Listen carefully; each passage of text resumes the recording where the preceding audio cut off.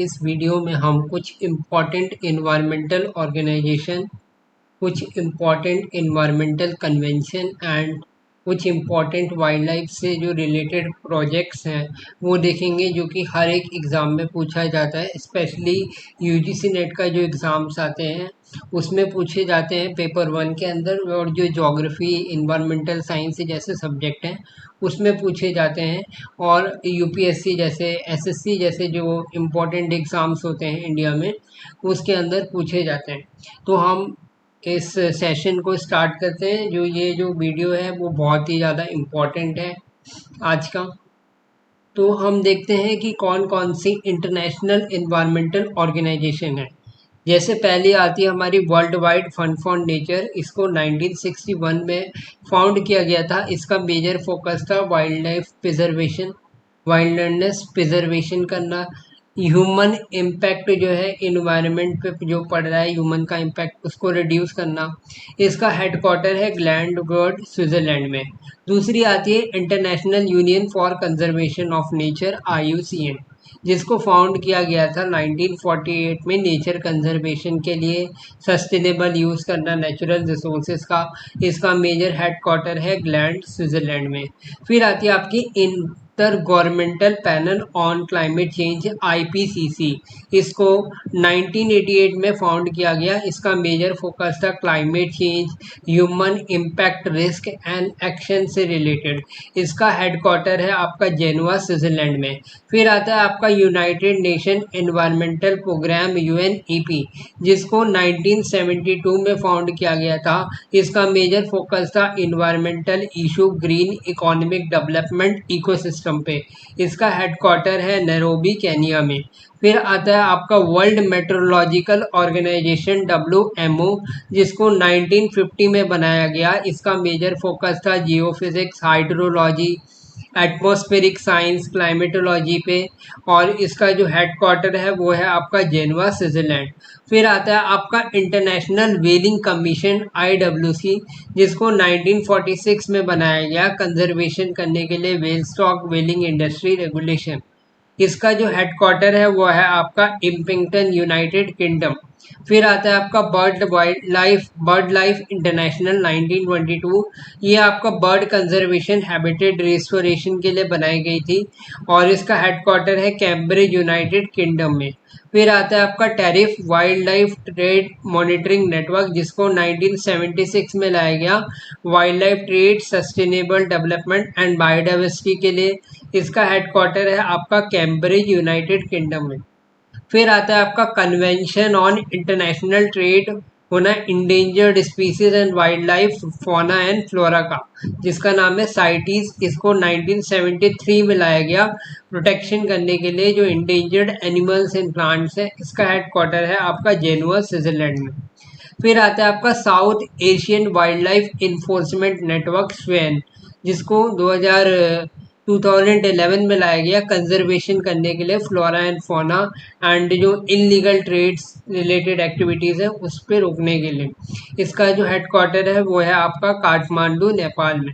फिर आता है आपका scientific committee on Antarctic research, SCAR, जिसको इस्टेब्लिश किया गया था 1958 में। इसका मेजर फोकस था Antarctic science research, environmental advice. इसका जो हेडक्वार्टर है वो है आपका कैम्ब्रिज, इंग्लैंड में। फिर आता है आपका वर्ल्ड नेचर ऑर्गेनाइजेशन, WNO, जिसको 2010 में बनाया गया ग्लोबल प्रोटेक्शन, इन्वायरमेंटल प्रोटेक्शन के लिए। इसका हेडक्वार्टर है आपका जेनेवा, स्विट्जरलैंड में। फिर आता है आपका global alliance for climate smart agriculture, GACSA, जिसको 2014 में बनाया गया, जिसका मेजर फोकस था food security, agriculture and sustainability पे। इसका जो हेडक्वार्टर है वो है आपका रोम, इटली। फिर आता है आपका आर्टिक काउंसिल, जिसको 1996 में लाया गया, जिसका मेजर फोकस था आर्टिक रीजन के इश्यूज को लेके। इसका जो हेडक्वार्टर है वो है आपका ट्रोमोसो, नॉर्वे। फिर आता है आपका ग्लोबल इन्वायरमेंटल फैसिलिटी, GEF, जिसको 1992 में लाया गया। इसका मेजर फोकस था sustainable development, global environmental issue. इसका जो हेडक्वार्टर है वो है आपका वाशिंगटन, DC, USA में। फिर आता है आपका global climate change alliance, GCCA, जिसको 2007 में लाया गया, जिसका मेजर फोकस था climate change mitigation and adaptation पे। फिर आता है आपका क्लाइमेट एक्शन नेटवर्क कैन, जिसको 1989 में लाया गया environmental advocacy and climate change के लिए। इसका जो हेडक्वार्टर है वो है आपका बोन, जर्मनी में। फिर आता है आपका फॉरेस्ट कार्बन पार्टनरशिप फैसिलिटी, जिसको हम कहते हैं FCPF, जिसको 1946 में लाया गया, जो कि रेड प्लस के एफर्ट को सपोर्ट करता था फॉरेस्ट कंजर्वेशन के लिए। इसका जो हेडक्वार्टर है वो है आपका पेरिस, फ्रांस में। फिर आता है आपका रेड प्लस का मतलब हो गया reducing emission from forest and deforestation and forest degradation, और प्लस का मतलब हो गया रोल होना कंजर्वेशन का, जिसको 2008 में लाया गया फॉरेस्ट को प्रोटेक्ट करने के लिए। इसका हेडक्वार्टर आपका जेनवा, स्विट्जरलैंड में। फिर आता है आपका ग्लोबल टाइगर फॉर्म GTF, जिसको 1994 में बनाया गया टाइगर कंजर्वेशन के लिए। इसका हेडक्वार्टर आपका न्यू दिल्ली, इंडिया में। फिर आता है आपका global green growth institute GGI, जिसको 2010 में बनाया गया। इसका मेजर फोकस था green growth, economic and environmental balance में, जिसका हेडक्वार्टर है आपका स्वेल में, साउथ कोरिया में। फिर कुछ इंडियन एनवायरमेंटल ऑर्गेनाइजेशंस आ जाती हैं, जैसे हमारी पहली आती है ministry of environment, forest and climate change है, MOEF CCC, जो कि फाउंड की गई 1985 में। Environmental policy and wild life conservation इसका मेजर फोकस था। इसका हेडक्वार्टर है आपका न्यू दिल्ली, इंडिया में। फिर आती है आपकी ministry of earth science, MOEF, जिसको 2006 में बनाया गया। ये प्रोवाइड करता था आपको नेशंस को बेस्ट पॉसिबल जो सर्विसेज हैं, वेदर से रिलेटेड, क्लाइमेट से related, ocean, coastal, natural hazard, sustainable harnessing होना ओशन रिसोर्स का, एक्सप्लोरेशन करना पोलर रीजन्स पे। तो इन सब से जो रिलेटेड इंफॉर्मेशन है आपकी, वो मिनिस्ट्री ऑफ अर्थ साइंस के अंडर आती है, जो कि इंडिया में एक इम्पॉर्टेंट मिनिस्ट्री है अर्थ साइंस की, और इसका हेडक्वार्टर है आपका न्यू दिल्ली, इंडिया में। फिर आता है आपका Animal Welfare Board of India, AWBI, जिसको 1962 में बनाया गया as a animal welfare advisory. इसका मेजर फोकस था। इसका जो हेडक्वार्टर है वो है आपका बालभद्र, हरियाणा, इंडिया में। फिर आता है आपका सेंट्रल जू अथॉरिटी, CZA, जिसको 1992 में इस्टेब्लिश किया गया। इसका मेजर फोकस था जू मैनेजमेंट करना इंटरनेशनल स्टैंडर्ड्स पे, और इसका जो मेन हेडक्वार्टर है वो है आपका न्यू दिल्ली, इंडिया में। फिर आता है आपका नेशनल बायोडाइवर्सिटी अथॉरिटी, NBA, जिसको 2003 में बनाया गया। इसका मेजर फोकस था बायोडाइवर्सिटी प्रोटेक्शन इम्प्लीमेंटेशन करना, रिलेटेड एक्ट। इसका जो हेडक्वार्टर है वो है आपका चेन्नई, इंडिया में। फिर आता है आपका wild life crime control bureau, WCCB, जिसको इस्टेब्लिश किया गया 2006 में कॉम्बैट करने के लिए, वाइल्ड लाइफ क्राइम को रोकने के लिए। और इसका जो मेजर हेडक्वार्टर है वो आपका कहाँ पे, न्यू दिल्ली, इंडिया में। फिर आता है आपका नेशनल ग्रीन ट्रिब्यूनल, NGT, जिसको 2010 में लाया गया। इसका मेजर फोकस था environmental justice, wild life conservation करना। इसका जो हेडक्वार्टर है वो आपका कहाँ पे, न्यू दिल्ली, इंडिया में। फिर आता है आपका Indian board for wild life, जिसको NBWL, जो कि बाद में बना, उसको रिप्लेस कर दिया गया इसके द्वारा, जिसको 1952 में लाया गया था डेवलप करने के लिए national park, sanctuaries and geological gardens. और इसको फिर बाद में रिप्लेस किया National Board of Wild Life ने, NBWL ने, जिसको 2003 में बनाया गया वाइल्ड लाइफ कंजर्वेशन एडवाइजरी के लिए। और इसका हेडक्वार्टर है आपका न्यू दिल्ली, इंडिया में। फिर आता है आपका genetic engineering appraisal committee, GEAC, बनाई गई, जिसका मेजर फोकस था बायोटेक्नोलॉजी पे रेगुलेशन लगाना। और इसको भी न्यू दिल्ली, इंडिया में ये हेडक्वार्टर है इसका। फिर आता है आपका central pollution control board, CPCB, इसको 1974 में इस्टेब्लिश किया गया। इसका मेजर फोकस था पोल्यूशन को कंट्रोल करना। इसका हेडक्वार्टर है आपका न्यू दिल्ली, इंडिया में। फिर आता है आपका national tiger conservation authority, NTCA, जिसको 2005 में बनाया गया। इसका मेजर फोकस था टाइगर रिजर्व मैनेजमेंट। इसका जो हेडक्वार्टर है वो है आपका न्यू दिल्ली, इंडिया में। फिर आता है आपका National Afforestation and Eco Development Board NAEB, जिसको 1992 में बनाया गया। इसका मेजर फोकस था एफॉरेस्टेशन, इकोलॉजिकल रिस्टोरेशन। इसका जो हेड क्वार्टर है वो है आपका न्यू दिल्ली, इंडिया में। फिर आता है आपका wild life institute of India, जिसको 1982 में बनाया गया। इसका मेजर फोकस था wild life research and management, और इसका हेड क्वार्टर है आपका देहरादून, उत्तराखंड में। फिर आता है आपका compensatory afforestation fund management and planning authority, CAMPA, जिसको 2004 में बनाया गया। इसका मेजर फोकस था फॉरेस्ट लैंड डाइवर्जन ट्रांसपेरेंसी। फिर आता है आपका zoological survey of India, GSI, जिसको 1916 में बनाया गया। इसका मेजर फोकस था जियोलॉजिकल रिसर्च करना, फॉनल एक्सप्लोरेशन करना। इसका जो हेड क्वार्टर है वो है आपका कोलकाता में, इंडिया में। फिर आता है आपका botanical survey of India, BSI, जिसको 1890 में बनाया गया है, जिसका मेजर फोकस था फ्लोरल रिसर्च कंजर्वेशन पे। इसका भी हेड क्वार्टर है आपका कोलकाता, इंडिया में। फिर आता है आपका forest survey of India, FSI, जिसको 1981 में बनाया गया। Forest research monitoring and social forestry के लिए। इसका भी हेड क्वार्टर आपका देहरादून, उत्तराखंड, इंडिया में। फिर आता है आपका नेशनल गंगा काउंसिल, जिसको 2016 में बनाया गया, Ganga river reservation and protection के लिए। इसका हेड क्वार्टर है आपका न्यू दिल्ली, इंडिया में। फिर आता है आपका wild life trust of India, WTI, जिसको 1998 में बनाया गया वाइल्ड लाइफ कंजर्वेशन वेलफेयर के लिए। इसका हेड क्वार्टर है आपका नोएडा, उत्तर प्रदेश में। फिर आता है आपका Bombay natural history society, BNHS, जिसको 1883 में बनाया गया बायोडाइवर्सिटी रिसर्च कंजर्वेशन के लिए। इसका हेड क्वार्टर है आपका मुंबई, इंडिया में। फिर आता है आपका इन्वायरमेंटल फाउंडेशन ऑफ इंडिया, जिसको 2007 में बनाया गया। इसका मेजर फोकस था habitat restoration, wild life conservation करना, और इसका हेडक्वार्टर आपको मल्टीपल लोकेशंस पे देखने को मिलेगा इंडिया में। फिर आता है आपका रेन फॉरेस्ट रिसर्च इंस्टीट्यूट, जिसको 1988 में बनाया गया रिसर्च एंड डेवलपमेंट फॉरेस्ट्री के लिए, जोरहाट, असम।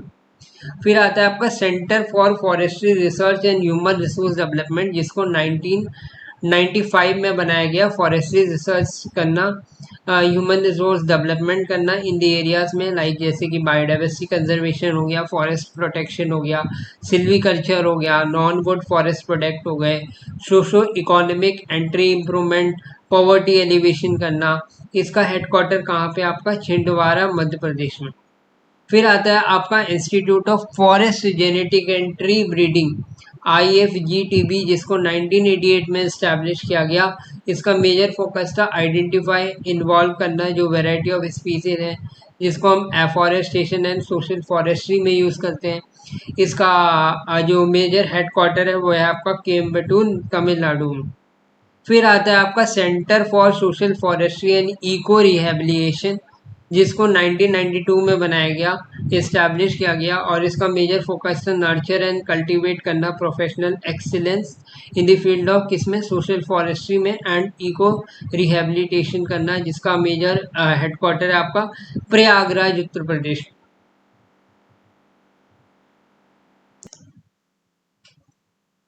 अब कुछ important environmental convention and protocols की अगर हम बात करें, तो पहली आती है आपकी रामसर कन्वेंशन, जिसको इस्टेब्लिश किया गया था 1971 में। इसका की फोकस था कंजर्वेशन एंड सस्टेनेबल यूटिलाइजेशन करना, वेटलैंड्स का, वेटलैंड कंजर्वेशन के ऊपर ही इसका की फोकस था। और इसको हम वाटरफॉल कन्वेंशन के नाम से भी जानते हैं, और इंडिया इसका पार्ट था। और अभी करेंटली 27 रामसर साइट्स हैं इंडिया में। फिर आती है आपकी स्टॉकहोम डिक्लेरेशन 1972। इसका भी फोकस आपका था इंटरनेशनल प्रोटेक्शन करना इन्वायरमेंट का। इसको UNEP के अंदर इस्टेब्लिश किया गया। अब फिर आता है आपका कन्वेंशन ऑन इंटरनेशनल ट्रेड होना इंडेंजर्ड स्पीसीज का, वाइल्ड फ्लोरा एंड फौना, जिसको हम साइटिस के नाम से जानते हैं। इसको 1973 में लाया गया, कंट्रोल एंड प्रिवेंट करना जो इंटरनेशनल ट्रेड हो रहा था इंडेंजर्ड स्पीसीज का, उस पर कंट्रोल करना। इसको वॉशिंगटन कन्वेंशन के नाम से हम जानते हैं, जो कि लीगली बाइंडिंग था। फिर आता है आपका convention on migratory species, CMS, जिसको 1979 में लाया गया कंजर्वेशन करने के लिए, जो माइग्रेटरी स्पीसीज है वाइल्ड एनिमल्स की, जिसको हम बोन कन्वेंशन के नाम से जानते हैं, इसको भी यूएनईपी के अंदर लाया गया। फिर आता है आपका नैरोबी डिक्लेरेशन 1982, जो कि मेनली फोकस करता था अचीव करना सस्टेनेबल डेवलपमेंट। इसको भी जो 10th एनिवर्सरी थी स्टॉकहोम डिक्लेरेशन की, वो उसके अंदर अडॉप्ट किया गया। फिर आता है आपका वियना कन्वेंशन 1985 का, जिसका मेजर फोकस था प्रोटेक्शन करना ओजोन लेयर। और इसका जो मेजर वर्क था वो था framework convention, non legally binding reduction, जो गोल्स थे ओजोन को कैसे कम, ओजोन को कैसे प्रोटेक्ट किया जाए, तो उसके लिए कुछ गोल्स बनाए गए थे। फिर आता है आपका मॉनिटरियल प्रोटोकॉल, जिसको 1987 में लाया गया ओजोन डिप्लीशन सब्सटेंस को रोकने के लिए। ये प्रोटोकॉल जो था वो लीगली बाइंडिंग था, और इसको यूएन ने रेटिफाई किया था, जिसका फोकस था ओजोन डिप्लीटिंग सब्सटेंस को रोकना।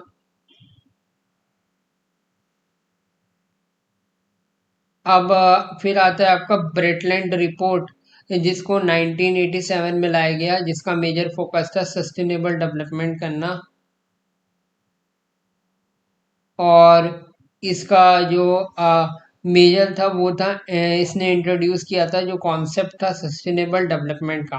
फिर आता है आपका earth summit United Nation conference on environment and development, UNCED, जिसको हम रियो डिक्लेरेशन के नाम से जानते हैं। इसको 1992 में लाया गया, जिसका मेजर फोकस था इन्वायरमेंटल कंजर्वेशन एंड डेवलपमेंट करना।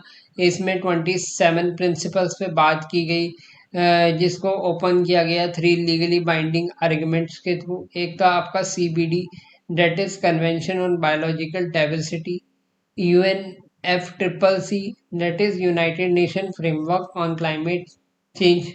फिर आता है आपका UN CCD, that is United Nation Convention to Combat Desertification. फिर आता है आपका एजेंडा 21, जिसको 1992 में लाया गया सस्टेनेबल डेवलपमेंट के लिए। ये भी एक नॉन बाइंडिंग एक्शन प्लान था अर्थ समिट का सस्टेनेबल डेवलपमेंट के लिए, जिसको 21st सेंचुरी में लाया गया। फिर आता है आपका United Nation Framework Convention on Climate Change, UNF triple C 1992 में लाया गया, रिड्यूस करने के लिए ग्रीन हाउस गैस इमिशन को इसका मेजर फोकस था। ये एक ट्रीटी थी अर्थ की समिट की, जो सेक्रेटरीट बोन जर्मनी में। क्योटो प्रोटोकॉल को नेगोशिएट किया गया और ये लीगली नॉन बाइंडिंग था। फिर आता है आपका convention on Biological diversity CBD, जिसको 1992 में लाया गया। कंजर्वेशन करना बायोडाइवर्सिटी का, जो फेयर है शेयरिंग का होना है जेनेटिक रिसोर्सेज का, ये भी लीगली बाइंडिंग था। इसमें इंक्लूड थे आपके क्रेटोजीना प्रोटोकॉल होना बायो सेफ्टी का 2000 का, एंड नयोग्य प्रोटोकॉल ऑफ 2010। यूएसए ने इसको साइन किया बट इसको रेटिफाई नहीं किया। फिर उसके बाद आता है आपका United Nation Convention to Combat Desertification, UN CCD, जिसको 1994 में लाया गया कॉम्बैट करने के लिए डेजर्टिफिकेशन को। इसका मेजर हेडक्वार्टर था आपका बोन जर्मनी जर्मनी में। और ये जो कन्वेंशन था वो डायरेक्टली जो रियो का जो एजेंडा 21 था उसका पार्ट था, और ये लीगली बाइंडिंग था। और इसका जो और फिर बाद में कनाडा ने इससे विड्रॉ कर लिया। उसके बाद आता है आपका क्योटो प्रोटोकॉल, जो कि आपका कॉप 3 के अंदर आता है। इसको 1997 में लाया गया था रिड्यूस करने के लिए ग्रीन हाउस गैस जो कंसंट्रेशन हो रहा है कॉम्बैट करने के लिए ग्लोबल वार्मिंग को।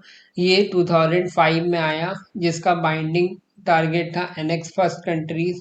इसमें मैकेनिज्म था सीडीएम, जो इमिशन हो रहा है उस पर रोक लगाना, जॉइंट इम्प्लीमेंटेशन, इमिशन ट्रेडिंग पे रोक लगाना, जॉइंट इम्प्लीमेंटेशन करना। इसके 2 कमिटमेंट पीरियड थे 2008 से लेके 2012 एंड 2013 से 2020 तक। फिर आता है आपका रोटरडैम कन्वेंशन, जो कि 1998 में लाया गया। ये पीरियडली इन्फॉर्म्ड कंसेंट था जो हजार्डियस केमिकल एंड पेस्टिसाइड्स थे उस पे रोकने के लिए। तो ये एक यूएन का ट्रीटी था जो कि इंश्योर करता था एक्सपोर्ट किया जाना जो हजार्डियस केमिकल्स होते हैं प्रॉपरली उसको इन्फॉर्म किया जाए कि कौन कौन से हजार्डियस एनिमल्स हजार्डियस केमिकल्स हैं, क्या वो हार्म तो नहीं कर रहे हैं, तो उसको प्रॉपरली इन्फॉर्म करना, सेफ्टी तरीके से उसको एक्सपोर्ट करना उसके, तो ये सब का काम आता था। फिर आता है आपका एक्रेटोजीनिया प्रोटोकॉल 2000 में लाया गया। इसका मेजर फोकस आपका बायो सेफ्टी के ऊपर था, प्रोटेक्ट करना बायोडाइवर्सिटी को जो आपके रिस्क पोस्टेड हो रहे हैं लिविंग मॉडिफाइड ऑर्गेनिजम्स द्वारा। मॉडर्न बायोटेक्नोलॉजी की हेल्प से जो भी हम रिसर्च वगैरह कर रहे हैं तो उसकी वजह से कोई हार्म ना हो जो भी ऑर्गेनिजम्स हम रिसर्च कर रहे हैं तो बायोडाइवर्सिटी पे। अब आता है आपका स्टॉकहोम कन्वेंशन जिसको 2001 में लाया गया एलिमिनेट करने के लिए जो रिस्ट्रिक्शन था जो प्रोडक्शन हो रहा था प्रेसिस्टेंट ऑर्गेनिक पॉल्यूटेंट का उसको रोकने उसको रिस्ट्रिक्ट करने के लिए। ये एक यूएन का ट्रीटी था जो इसका फोकस था जो डर्टी डर्जन्स ऑफ केमिकल्स हैं। यूएसए इस ट्रीटी का पार्ट नहीं था। फिर आता है आपका रेड और रेड प्लस जिसको 2005 में लाया गया था रिड्यूस करना जो एम्बिशन था डिफॉरेस्टेशन से रिलेटेड फॉरेस्ट डिग्रेडेशन से रिलेटेड इसको यूएनएफ ट्रिपल सी के अंदर लाया गया था। ये REDD प्लस का था जो बाली एक्शन प्लान था 2007 का एक्सटेंड करना तो sustainable forest management and conservation करना फॉरेस्ट। फिर आता है आपका नयोग्य प्रोटोकॉल 2010 जिसका मेजर फोकस था एक्सेस एंड बेनिफिट्स का शेयरिंग होना जो जेनेटिक रिसोर्सेज हैं सबको इक्वल एक्सेस मिलना शेयर करना। तो जो सप्लीमेंट्री है आर्ग्यूमेंट था convention on Biological diversity CBD का और जिसका फोकस था fair and equitable sharing benefits arising होना फ्रॉम यूज़ करना जेनेटिक रिसोर्सेज का। फिर आता है आपका रियो +20 2012 में आया सस्टेनेबल डेवलपमेंट इसका फोकस था। ये 28th एनिवर्सरी जो थी रियो डी अर्थ समिट के उसके बेसिस पे आया था।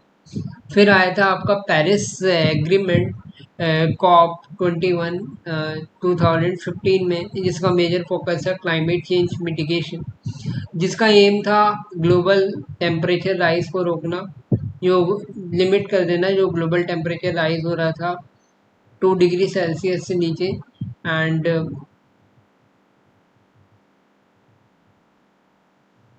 ये एक नॉन लीगली बाइंडिंग था इंडिया के जो NDC था इसमें इंक्लूड था रिड्यूस करना ग्रीन हाउस गैस इमिशन को जो नॉन फॉसिल फ्यूल एनर्जी को बढ़ाना इको फ्रेंडली एनर्जी पे फोकस करना इनहेंस करना forest carbon sinks and US ने इससे विड्रॉ कर लिया था। फिर आता है आपका किगाली अमेंडमेंट जो कि 2016 में आया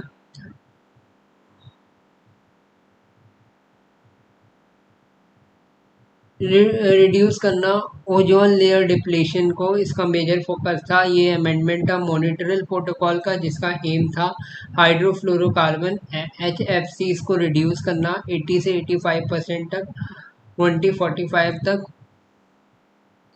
ये एक बाइंडिंग था जो मेंबर्स कंट्रीज थी 2019 से। और फिर आता है आपका इंटरनेशनल सोलर अलायंस 2015।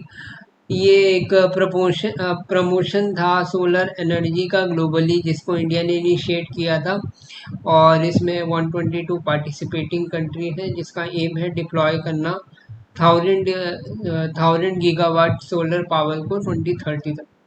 फिर आता है आपका वर्ल्ड चार्टर ऑफ नेचर 1982 जिसका मेजर फोकस था principles for conservation and sustainable use of nature.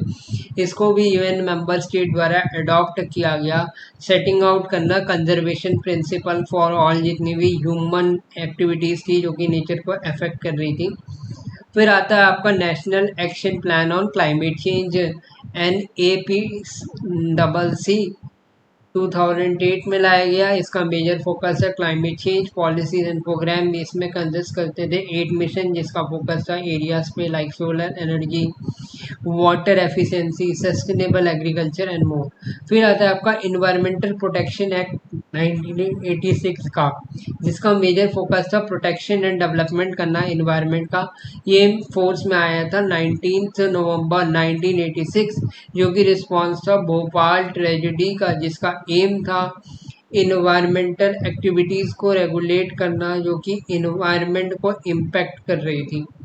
फिर आता है आपका wild life bird and animal protection act 1912 का, जिसका मेजर फोकस है प्रोटेक्शन एंड प्रिजर्वेशन करना certain wild life bird and animals की, जिसका फोकस था प्रोटेक्टिंग करना वाइल्ड लाइफ एंड एनिमल्स को हंटिंग, ट्रैपिंग एंड सेल से।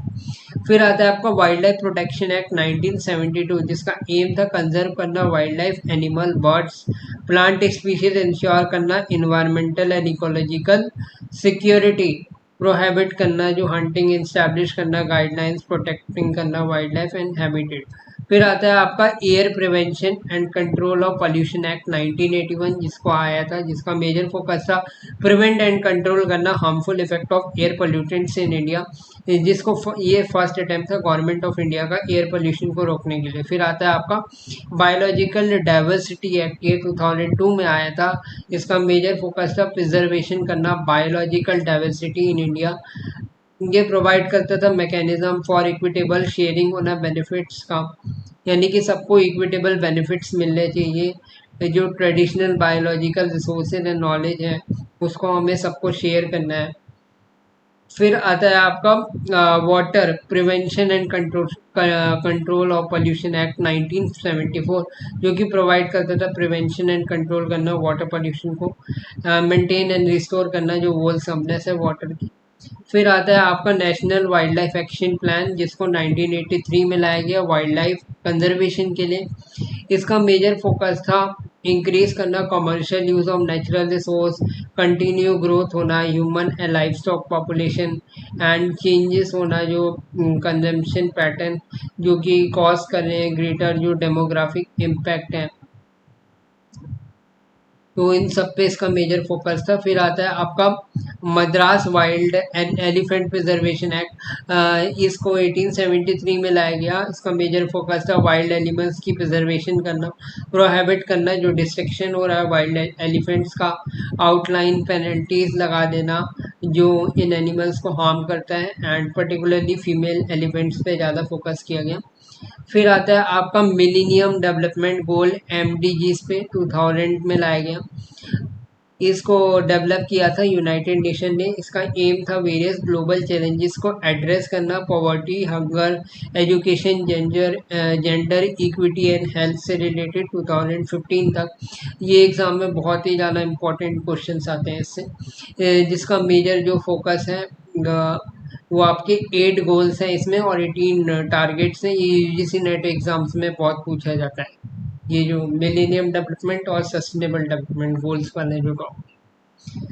तो अब इसमें जो मेजर 8 गोल्स पे बात की गई, पहला गोल था to eradicate extreme poverty and hunger, दूसरा था अचीव करना यूनिवर्सल प्राइमरी एजुकेशन, तीसरा था प्रमोट करना जेंडर इक्वालिटी एंड एम्पावर करना वुमेंस को, फिर था रिड्यूस करना चाइल्ड मोर्टेलिटी को, फिर इम्प्रूव करना था मटर्नल हेल्थ, कॉम्बैट करना HIV, AIDS, malaria and other diseases से, फिर इंश्योर करना था इन्वायरमेंटल सस्टेनेबिलिटी को, एंड डेवलप करना है ग्लोबल पार्टनरशिप डेवलपमेंट। इसका जो मेन जो टारगेट अचीवमेंट था वो 2015 तक था।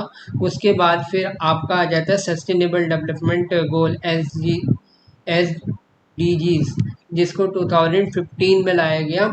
मिलेनियम डेवलपमेंट गोल्स का एक्सटेंशन था ये, जिसको भी यूनाइटेड नेशन ने डेवलप किया। इसका एम था पीस एंड प्रॉस्पेरिटी लाना फॉर पीपल प्लानिट के लिए, ट्रैक करना climate change related issue, work and preserve करना ओशन एंड फॉरेस्ट को 2030 तक। अब इसका जो मेजर इसमें जो मेन फोकस है, इसमें 17 SDGs हैं एंड 169 टारगेट्स हैं। जो इसमें टोटल गोल्स है वो 17 है। अब पहला आता है आपका, पहला गोल नो पॉवर्टी, फिर आता है आपका जीरो हंगर, फिर आता है आपका गुड हेल्थ एंड वेलबींग, फिर आता है आपका क्वालिटी एजुकेशन गोल नंबर 4, फिर goal number 5 is a gender equality, 6 में आता है आपका क्लीन वाटर सैनिटेशन, 7 में आता है अफोर्डेबल एंड क्लीन एनर्जी, 8 में आता है आपका decent work and economic growth, 9th में आता है आपका industry innovation and infrastructure, 10th में आता है आपका इनक्वालिटीज़ को रिड्यूस करना, 11th में आता है आपका sustainable city and community, 12th में आता है आपका रिस्पॉन्सिबल कंजम्पशन एंड प्रोडक्शन, फिर आता है 13 climate action, 14 life below water, 15 life on earth, 16 piece justice and strong institution and 17 is partnership for the goods. यानी कि जितने भी गोल्स हैं वो उसके ऊपर हमें पार्टनरशिप करनी है, ग्लोबल पार्टनरशिप। फिर आती है कुछ important wild life animals project जो कि एग्ज़ाम्स में पूछे जाते हैं यूपीएससी वगैरह में। तो यूजीसी नेट में तो इतना नहीं आता इससे रिलेटेड, लेकिन ज़्यादातर ये यूपीएससी वगैरह में पूछे जाते हैं। तो पहला आता है आपका प्रोजेक्ट टाइगर, जिसका आईयूसीएन स्टेटस इंडेंजर्ड है, इसको 1973 में लाया गया। फिर आता है आपका प्रोजेक्ट एलिफेंट, जिसका आईयूसीएन स्टेटस इंडेंजर्ड है, ये आपका 1992 में आया। फिर आता है आपका प्रोजेक्ट राइनोसोरस, जो इसका आईयूसीएन स्टेटस वनरेबल है, इसको भी 2005 में लाया गया। फिर आता है आपका प्रोजेक्ट क्रोकोडाइल, ये आपके जो क्रिटिकली इंडेंजर्ड है 2 स्पीसीज की, उसमें मेजर फोकस था घड़ियाल एंड मगर पे। घड़ियाल आपकी इंडेंजर्ड है और मगर आपकी वनरेबल है, एंड जो लीस्ट कंसर्न है वो आपकी सॉल्ट वाटर क्रोकोडाइल है, बट जो मेजर फोकस है वो आपका घड़ियाल एंड मगर पे था। 1975 में इसको लाया गया। फिर आता है आपका प्रोजेक्ट वल्चर, जो कि आपका क्रिटिकली इंजेंडर्ड स्पीसीज है और इसको भी 2006 में लाया गया। फिर आता है आपका प्रोजेक्ट रेड पांडा, जो कि आपका इंडेंजर्ड स्पीसीज है, ये आपका 1966 में आया। फिर आता है आपका प्रोजेक्ट गेंगेटिक रिवर डॉल्फिन, ये भी आपका इंडेंजर्ड में आता है, फिर आपका आई है 1986 में। फिर आता है आपका प्रोजेक्ट स्नो लेपर्ड, ये आपका वनरेबल है, जिसको 2009 में लाया गया। फिर आता है आपका the project great Indian bustard, ये आपका क्रिटिकली इंडेंजर्ड है, जिसको 2013 में लाया गया। फिर आता है आपका प्रोजेक्ट चीथा, प्रोजेक्ट चीथा आपका वनरेबल कैटेगरी में आता है, इसको भी 2022 हाल ही में लाया गया। फिर आता है आपका प्रोजेक्ट सी टर्टल, ऑलिव रेडे सी टर्टल पे इसका फोकस था, जिसका आईयूसीएन जो स्टेटस है वो वनरेबल है और इसको लाया गया 1999 में। फिर आता है आपका प्रोजेक्ट हैंगुल, जो कश्मीरी स्टाग है, जो कि आपका क्रिटिकली इंडेंजर्ड कैटेगरी में आता है, इसको 1970 में लाया गया। फिर आता है आपका लेज़र कैट प्रोजेक्ट, जिसमें ये कुछ इंपॉर्टेंट साइंटिफिक नेम्स हैं कैट्स के, और ये कुछ इम्पोर्टेंट लीस्ट कंसर्न्ड वाली कुछ कैट्स हैं, कुछ नियर थ्रेटेंड्स हैं और कुछ इंडेंजर्ड कैट्स हैं लेज़र कैट्स के अंदर जो आती हैं। इसको भी आपका 1976 में लाया गया।